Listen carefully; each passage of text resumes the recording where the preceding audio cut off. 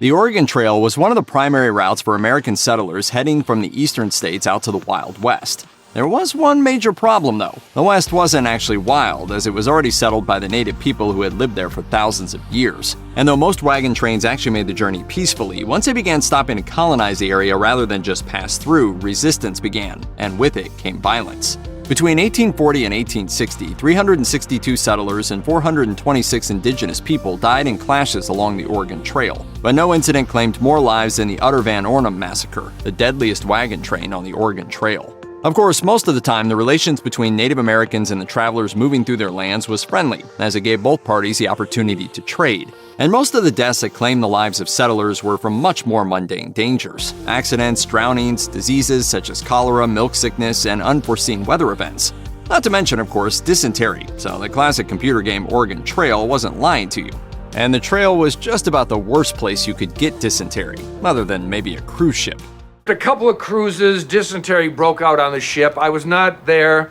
You do not want to be on a cruise ship when dysentery breaks out. In the real world, of course, dysentery was no laughing matter. And on occasion, there actually was tension and conflict between travelers and the native tribes they met, which included the Sioux, Kiowa, Shoshone, Crow, and others. And the problem wasn't isolated individuals like the fur traders who had coexisted for decades alongside the natives, or even the odd evangelical who traveled along the trail trying to gain converts. No, the main thing was the claiming of land and resources by white settlers encroaching further and further into native lands. That's when resistance began. And when resistance became violent, some innocent victims got caught in the crossfire, which is apparently what happened to the members of the ill-fated Utter-Van Ornum Party on September 9, 1860.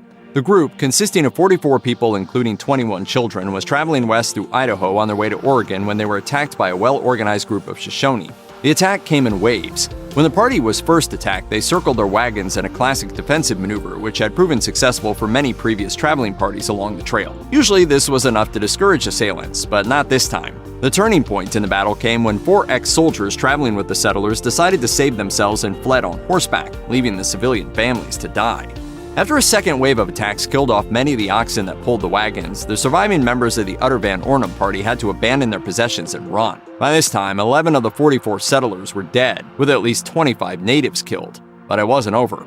Despite the heavy losses on both sides, the indigenous attackers pursued the fleeing travelers. At least 7 more settlers were killed in the chase, including a woman and 3 children who remained behind to tend to their wounded. More losses were to come. Lost in the wilderness with no supplies, more of the settlers died. They split into 2 groups, but both were found by the Shoshone.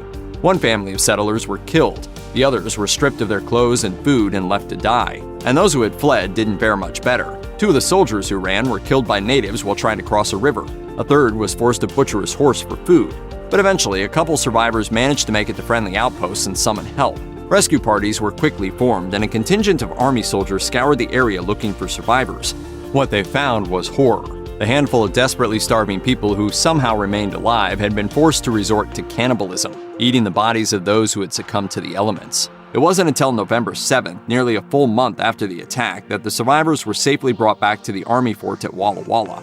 Of the 44 members of the Utter-Van Ornum Party, 20 had been killed by indigenous attackers and 5 more died in the aftermath and had been eaten by their comrades. 15 survived, 5 who escaped and went for help, and 10 more who had been abandoned and resorted to cannibalism. Finally, 4 children had been taken as captives.